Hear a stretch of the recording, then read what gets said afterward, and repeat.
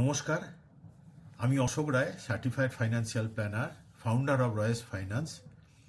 আজকে খুব একটা গুরুত্বপূর্ণ বিষয় নিয়ে আলোচনা করব।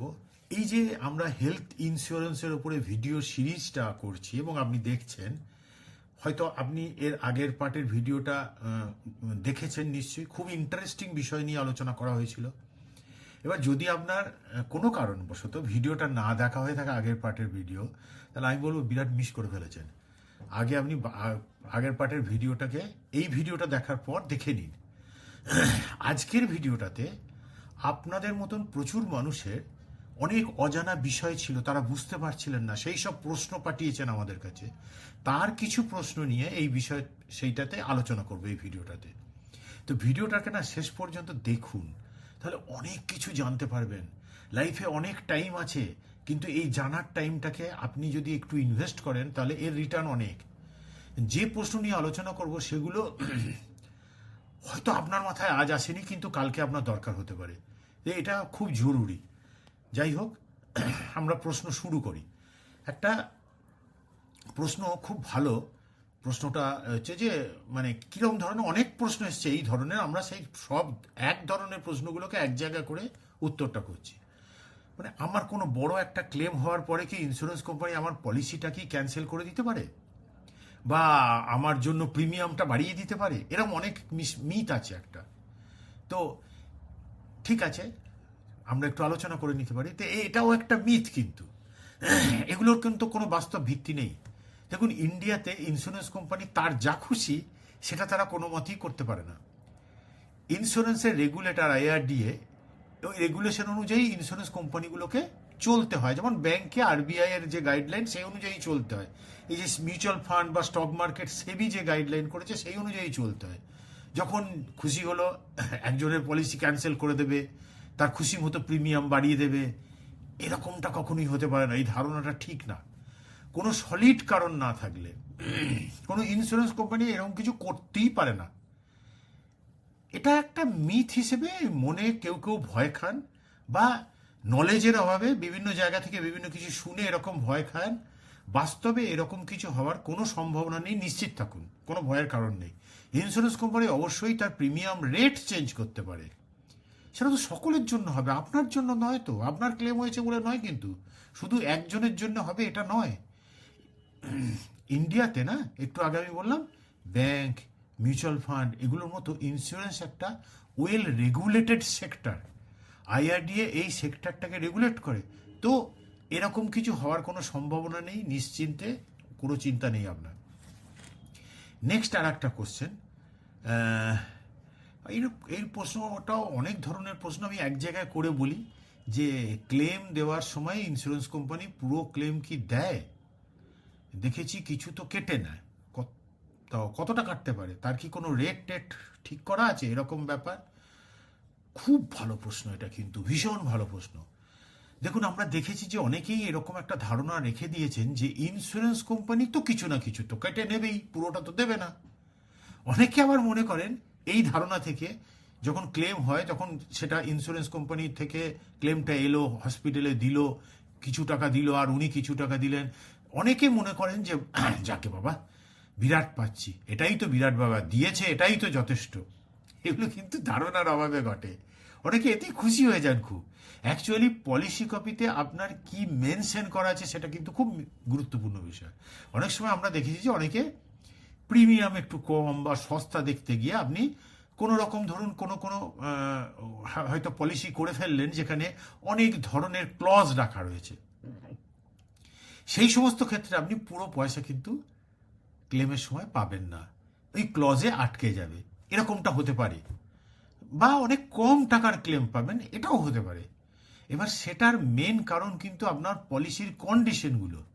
ইন্স্যুরেন্স কোম্পানির কোনো দোষ নেই, কিন্তু আপনি যে পলিসিটাকে চুজ করেছেন, কিনেছেন, ওইখানে যে কন্ডিশনগুলো দেওয়া আছে সেই কারণে ঘটছে। আর না হলে দেখুন, আমরা যে এত মানুষকে আজকে তাদের পলিসি চুজ করে দিচ্ছি, প্রত্যেকেই তো প্রায় যা ক্লেম হচ্ছে তার 90%, 95% বা পুরোটাই তারা ইজিলি ক্লেমটা পাচ্ছেন। কিছু কিছু ক্ষেত্রে কোনো কোনো পলিসিতে নন মেডিকেল আইটেমের জন্য যৎসামান্য কিছু বাদ দিয়ে সকল ক্লেমটাই সকলেই পাচ্ছেন। অনেক, একটু আগে বললাম না, অনেকে পুরোটাই পাচ্ছেন। অ্যাকচুয়ালি কি হয়, পলিসি সিলেকশনটাই কিন্তু আসল। যেহেতু আমাদের যে কোম্পানি, আমরা ডাইরেক্ট আইআরডিএ রেজিস্টার্ড একটা কোম্পানি, আমরা কোনো ইন্স্যুরেন্স কোম্পানির দেওয়া মার্কেটিং ব্রোশিওরটাকে ফলো করি না। যে কোনো ইন্স্যুরেন্স কোম্পানি যখন তার কোনো নতুন প্রোডাক্টটাকে লঞ্চ করে না, ভালো করে জেনে নিন, তখন সেই প্রোডাক্ট ডিটেলটা দিয়ে, যেটা তারা আইআরডিএর কাছ থেকে অ্যাপ্রুভ করে পায়, সেই ডকুমেন্টটাকে আমরা আইআরডিএ থেকে আনিয়ে সেইটাকে ফলো করি। আমরা ওই ইন্স্যুরেন্স কোম্পানির দেওয়া যেটা মার্কেটিং ব্রোশিওর সেটাকে ফলো করি না। এছাড়াও আমাদের প্র্যাকটিক্যাল এক্সপিরিয়েন্সে আমরা যখন দেখি যে ধরনের কোম্পানি, কোনো কোম্পানি আর কি, যারা ক্লেমের সময় সমস্যা সৃষ্টি করে, তাদের সঙ্গে আমরা একটু এড়িয়ে থাকি। আমাদের কাছে আপনারা খুব গুরুত্বপূর্ণ। ওই ইন্স্যুরেন্স কোম্পানিগুলো নয়, আইআরডিএ এবং আপনি, মাঝখানে আমরা, আর কেউ নেই। আমাদের পলিসি সিলেকশনের আলাদা একটা প্রসেস আছে, একটা টাইম টেস্টেড ফ্রেমওয়ার্ক রয়েছে, সেই অনুযায়ী আমরা পলিসি চুজ করি। আমরা দেখি যদি কোনো ইন্স্যুরেন্স কোম্পানি কোনো রকম ম্যাল প্র্যাকটিস করছে, তাহলে আমরা তাদের সাথে কোনো রকম কোনো কাজ করি না এবং যতটা পারি এড়িয়ে থাকি। এই স্বাধীনতাটা আমাদের আছে কেন জানেন তো? যেহেতু আমরা কোনো কোম্পানির, পার্টিকুলার একটা কোম্পানির এজেন্ট নই, আমরা সরাসরি, একটু আগে বললাম, আইআরডিএ রেজিস্টার্ড একটা কোম্পানি, তাই আমরা যে কোনো কোম্পানির সঙ্গে কাজ করতে পারি। আবার আমাদের এই স্বাধীনতা রয়েছে যে কোনো কোম্পানির সঙ্গে কাজ আমরা নাও করব, ডিসিশন নিতে পারি। তো আমাদের ওয়েলথ ম্যানেজারদের সঙ্গে আপনারা যোগাযোগ, কথা বলুন, কথা বলে নিয়ে দেখুন, আপনার এই নিয়ে কোনো চিন্তার কোনো কারণ নেই। আরও একটা প্রশ্ন, এইটা কিন্তু খুব ভালো প্রশ্ন, বেশ কিছু জন করেছেন, তারা ভুক্তভোগী। বলছেন যে আমার কোনো রিলেটিভ ডক্টর যদি আমার সার্জারি করেন, তাহলে কি ক্লেম পাওয়া যাবে না? এটা একটা খুব সুন্দর প্রশ্ন। ইন্স্যুরেন্স কোম্পানির নিয়ম অনুযায়ী যদি আপনার ইমিডিয়েট কোনো ফ্যামিলি মেম্বার, মানে বাবা, কাকা, ছেলে, মেয়ে, ভাই, বোন, এই ধরনের ব্যক্তিরা মানে ডক্টর যদি হন, মানে এক কথায় বলতে গেলে জানেন তো, যে ব্লাড রিলেশনের মধ্যে এরকম কোনো একজন কেউ যদি সার্জারিটা করেন ডক্টর, তাহলে আপনি ওই চিকিৎসার কিন্তু ক্লেম পাবেন না। ইন্স্যুরার কি চায়? ইন্স্যুরার চায় কোনো ফ্যামিলি ফেভার এই চিকিৎসাটার মধ্যে যেন না থাকে।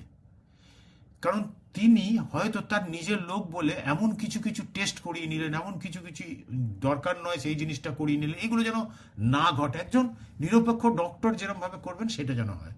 ইন্স্যুরেন্স কোম্পানির নিয়ম হলো, যে ডক্টর সার্জারি করবেন তিনি যেন একজন রেজিস্টার্ড ডক্টর হন এবং মেডিকেল কাউন্সিলের দ্বারা অ্যাপ্রুভড একজন ডক্টর হন, আর পেশেন্টের সঙ্গে তার কোনো ব্লাড রিলেশন জড়িত না থাকেন তিনি।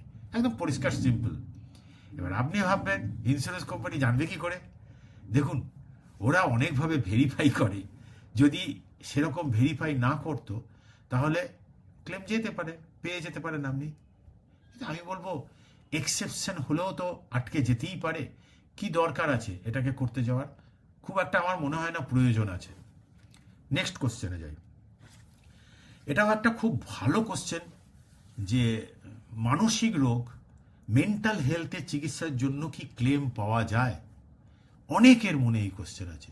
দেখুন, এই ভালো করে মন দিয়ে শুনুন, অনেক কিছু উত্তর পেয়ে যাবেন এইটার মাধ্যমে। দেখুন, মেন্টাল হেলথের জন্য যদি কিছু টেস্ট বা থেরাপি বা এই ধরনের কিছু করতে হয় এবং সেটার জন্য তাকে হসপিটালে ভর্তি হয়ে চিকিৎসা করাতে হচ্ছে, তাহলে অবশ্যই ক্লেম পাওয়া যাবে। কেন পাওয়া যাবে না?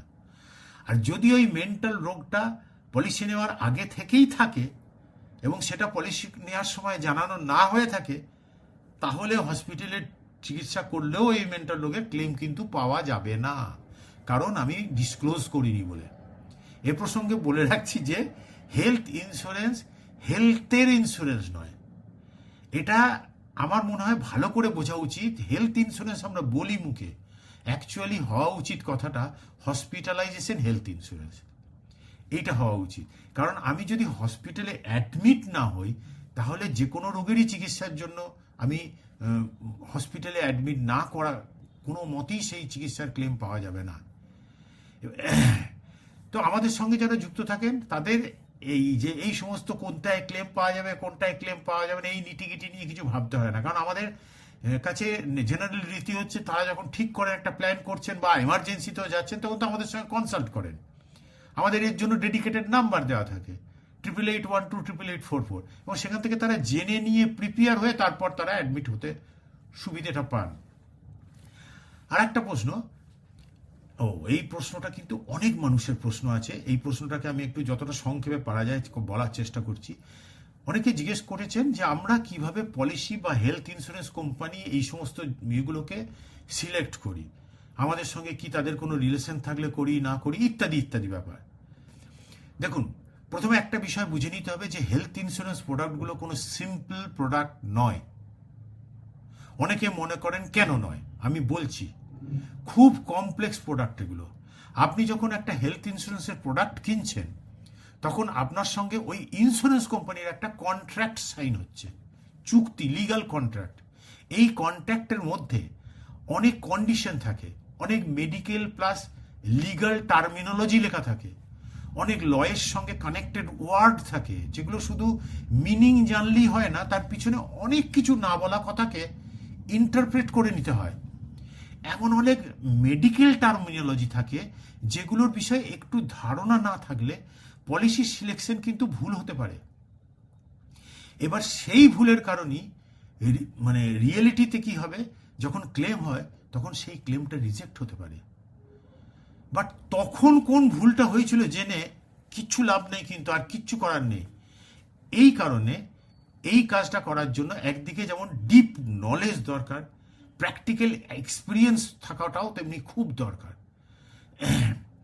এত পলিসি, দেখুন কত পলিসি আছে ইন্ডিয়াতে, কত কোম্পানি আছে ইন্স্যুরেন্স কোম্পানি, সেগুলোকে প্রপার সাইন্টিফিক ওয়েতে কম্পেয়ার করার মতন আপনার কি ইনফ্রাস্ট্রাকচার রয়েছে, বা আপনাকে যিনি ইন্স্যুরেন্স করে দিচ্ছেন দেখে নিন তার কি কোনো ইনফ্রাস্ট্রাকচার আছে, ওটা থাকা খুব প্রয়োজন। নাহলে তিনি কি করে জাজ করছেন ওপর দেখে। আমি মানে ছোটবেলাতে দেখেছিলাম হোমিওপ্যাথিক ডাক্তারকে তার বড় ওষুধের বাক্স এরকম করে একটা তুলে নিচ্ছেন, তা মানে সেরকম হচ্ছে না তো। দেখুন, এর আগে আমি বলেছি যে এই কারণে ইন্স্যুরেন্স কোম্পানির দেওয়া প্রমোশনাল মার্কেটিং ব্রোশিওর আমরা না দেখে আমরা কি করি, যে কোনো ইন্স্যুরেন্স কোম্পানি যখন তার প্রোডাক্টটাকে অ্যাপ্রুভালের জন্য আইআরডিএতে রেজিস্টার করে, তখন ওই ইন্স্যুরেন্স রেজিস্ট্রেশন করার সময় তাকে একদম প্রপার ডিটেলে সমস্ত কিছু ডকুমেন্ট তাকে লিখে জানাতে হয়। আইআরডিএ যেহেতু আমরা নিজেরা রেজিস্টার্ড, সেটাকে আইআরডিএ থেকে নিয়ে আমরা সেটাকে দেখে তারপর পলিসি সিলেকশনের জন্য সমস্ত কিছু অ্যানালিসিসটাকে করি। আমার প্রাইমারি ডেটাটাই যদি ভুল থাকে তাহলে তো আমার অ্যানালিসিস ভুল হবে। আমরা আগে যিনি পলিসি নিতে চাইছেন তার এজ, তার ইনকাম, তার ফ্যামিলি সাইজ, তার তিনি কোন অফিসের থেকে আলাদা করে কোনো তার মেডিক্লেমের সুবিধা আছে কি না, তারপরে প্রত্যেক ফ্যামিলি মেম্বারদের হেলথ হিস্ট্রি মানে প্রিভিয়াস কোনো ডিজিজ আছে কি না, এগুলো সব অনেক জিনিস আছে আরও দেখে নিই। তারপরে তাদের ফ্যামিলি হিস্ট্রিতে কোনো ধরনের হেরিডিটি অনুযায়ী কোনো রোগ আছে কিনা, এরকম ধরনের অনেক বিষয়গুলোকে নিয়ে আমরা ডিসকাস করে নিই। পলিসি বা কোম্পানি সিলেকশনের বিষয়টা সবটা কিন্তু টেকনিক্যাল নয়। এটা একদিকে যেমন একটা আর্ট, আবার আর একদিকে একটা সায়েন্সও। কিন্তু আমাদেরকে এই কারণে খুব হোলিস্টিক অ্যাপ্রোচে এই কাজটাকে করতে হয়। একটা পলিসিকে বাঁচতে গেলে না অনেক মেট্রিক্স আছে, দেখুন সেগুলোকে ভেরিফাই এবং কম্পারেটিভ অ্যানালিসিস করতে হয়। যেমন ধরুন পলিসিতে অনেক ক্লজ থাকে, যেমন ওয়েটিং পিরিয়ড, বোনাস, তারপরে কি various exclusion, pre existing disease clause, তারপরে কোপে ক্লজ, ক্যাপিং ক্লজ, তারপরে কি bonus, restoration clause, add on clause, এরকম হাজারো ক্লজ আছে, ছাড়ুন না। বিভিন্ন ফাইন প্রিন্ট থাকে, বিভিন্ন কন্ডিশন রয়েছে, বিভিন্ন ধরনের ওয়ার্ডিংস আছে, যার ইম্প্যাক্ট কি হতে পারে সেগুলোকে বুঝে নিয়ে তার কম্পারেটিভ অ্যানালিসিস করতে হয়। তারপরে আমাদের দেখতে হয় কি পার্টিকুলার মানে আমাদের ইউএসপি হচ্ছে এই যে দেখি কি আমরা যে রিফিল বেনিফিট কিরকম রয়েছে, যেটাকে রেস্টোরেশন বলা হয়, এমার্জেন্সি রোড এয়ার অ্যাম্বুলেন্স আছে কিনা, প্রি পোস্ট হসপিটালাইজেশন কত মাসের আছে, এরকম অনেক প্রচুর ফিচার্স রয়েছে, সেগুলোকেও আমাদের দেখতে হয়।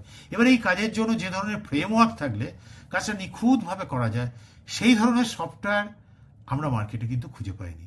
তাই আমরা কি করলাম, আপনাদের সুবিধার জন্য আমাদের প্রয়োজন মতন সাইন্টিফিক ফ্রেমওয়ার্ক আমরা নিজেরাই ইন হাউস বিল্ড করে নিলাম। আদারওয়াইজ আপনাদেরকে আমরা যে জিনিসটা আপনারা চাইছেন আমাদের কাছে চোখ বুঝে ভরসা করে সেটা দিতে পারবো না। তো সেগুলোও তো তৈরি হয়ে গেছে অনেক বছর আগে। এখন এই সিস্টেমগুলো না টাইম টেস্টেড এবং প্রুভেন হয়ে গেছে। Proper infrastructure, proper knowledge, expert team ছাড়া ইম্পর্টেন্ট এই বিষয়টাকে সিলেক্ট করা, দেখুন আমাদের মনে হয় কিন্তু প্রায় অসম্ভব। তো আমরা এই এত বছরে দেখেছি এবং শুনেছি যে অনেকেই পলিসি চুজ করেন কোন পলিসিতে মানে প্রিমিয়ামটা একটু কম সেটা দেখে, আর না হলে কি দেখেন যে পলিসির ক্লেম সেটেলমেন্ট রেশিও কোনটাতে খুব বেশি সেটা দেখে। দেখুন এই ক্রাইটেরিয়াগুলো কিন্তু আমরাও দেখি, কিন্তু আমরা অনেক ক্রাইটেরিয়ার মধ্যে ওয়ান অফ দ্য ক্রাইটেরিয়া হিসেবে এটাকে দেখি। দেখুন সব ইন্স্যুরেন্স কোম্পানি কিন্তু ব্যবসা করতে এসেছে, তাহলে কোনো একজন বা দুজন কম প্রিমিয়ামে পলিসি দিচ্ছেটা কি করে, কেন দিচ্ছে? কমন সেন্সটাকে অ্যাপ্লাই করুন। তার হিডেন এজেন্ডাটা কি? ক্লেমের সময় পুরো ক্লেম কি দেওয়া হবে না? ক্লায়েন্ট অ্যাকুইজিশন স্ট্র্যাটেজির জন্য আপনাকে প্রোডাক্ট বানাতে যাওয়া হচ্ছে না তো, যে এখন তো আমি নিয়ে নিই। এগুলো অনেক ডিপে গিয়ে বিভিন্নভাবে প্র্যাকটিক্যালভাবে দেখে নিতে হয়। আমরা যেহেতু ইন্ডাস্ট্রিতে অনেক বছর আছি, তাই আমাদের কিছুটা হলেও এই ব্যাপারে তো প্র্যাকটিক্যাল এক্সপিরিয়েন্স আছে, যেটা খুব কাজে লাগে। আর ক্লেম সেটেলমেন্ট রেশিও তার কথা যদি বলা হয়, তাহলে তাতে বলা যায় যে পলিসি ক্লজ অনুযায়ী যদি সব কিছু ঠিকঠাকভাবে ডিক্লেয়ার করে পলিসি করা হয়, তাহলে ক্লেম তো রিজেক্ট হওয়ার কোনো কথাই নয়। তাহলে এই রেশিও দেখে কি বোঝার আছে বুঝুন তো? ক্লেম রিজেকশন রেশিও যদি থাকতো বা ক্লেম হ্যারাসমেন্ট রেশিও যদি থাকতো, তাহলে হয়তো তবু কিছু বলার ছিল না। কত ক্লেম হয়েছিল তার এগেনস্টে ওই রেশিওতে, সেটা তো কিচ্ছু বোঝা যাবে না, তাই না? একটু ভেবে দেখবেন কথাটা। আমাদের এই কারণে সেপারেট একটা এক্সপার্ট এবং এই ডোমেনের ওপরে অনেক বছরের নলেজ আছে, এরকম একটা রিসার্চ অ্যানালিসিস টিম আছে, যাদের কাজই হলো এই বিষয়গুলোকে নিয়ে রিসার্চ করা, অ্যানালিসিস করা, এইগুলোই তাদের কাজ। এর জন্য ওনাদেরকে কি করতে হয়, বিভিন্ন সাইন্টিফিক ফ্রেমওয়ার্ক থেকে আরম্ভ করে সমস্ত আমাদের যে একটু আগে আমি বললাম না ইন হাউস তৈরি করা সফটওয়্যার, এগুলোকে ইউজ করতে হয়। এরপরে পলিসি সিলেকশনের জন্য আমাদের পার্সোনাল টাচ সার্ভিসটাকেও আমরা খুব গুরুত্ব দিয়ে থাকি, কোথায় সার্ভিস কিভাবে পেতে পারি ভবিষ্যতে। কারণ ইন্স্যুরেন্সের তো ক্লেমের সময় কাদের পারফরমেন্স কীরকম সেটাকে সব থেকে গুরুত্ব দেওয়া উচিত, এবং ওটাকেই আমরা সব থেকে গুরুত্ব দিয়ে থাকি। আমাদের কাছে যেহেতু এই হেলথ ইন্স্যুরেন্সের সঙ্গে প্রচুর মানুষ যুক্ত, তাই স্বাভাবিকভাবে আমাদের ক্লেম ম্যানেজমেন্ট টিম থাকায় রেগুলার বেসিসে প্রচুর মানুষের ক্লেম নিয়ে আমাদের কাজ করতে হয়। তাই আমাদের এ বিষয়ে প্র্যাকটিক্যাল অবজারভেশন অনেক বেশি, এবং এইটাকে আমরা খুব গুরুত্বও দিয়ে থাকি, এই প্র্যাকটিক্যাল অবজারভেশনটাকে। তাই এই ভিডিওটাতে আমি বেশ কয়েকটা প্রশ্ন নিয়ে আলোচনা করলাম। আরও অনেক দারুণ দারুণ প্রশ্ন আছে, কিন্তু আগেই বলছি এর পরের ভিডিওগুলোতে আমি সেগুলো নিয়ে ডিসকাস করব পরের পার্টে। আগের পার্ট যদি না দেখা হয়ে থাকে সেটা দেখে নিন, আর এর পরের পার্টগুলো দেখুন মন দিয়ে, এই ভিডিও সিরিজটাকে দেখুন। আমি বিশ্বাস করি যে এই ভিডিও সিরিজটা দেখার পর আপনার অনেক ধারণা পরিবর্তন হয়ে যাবে। নমস্কার, আবার পরের ভিডিওতে দেখা হবে অন্য অনেক প্রশ্ন নিয়ে।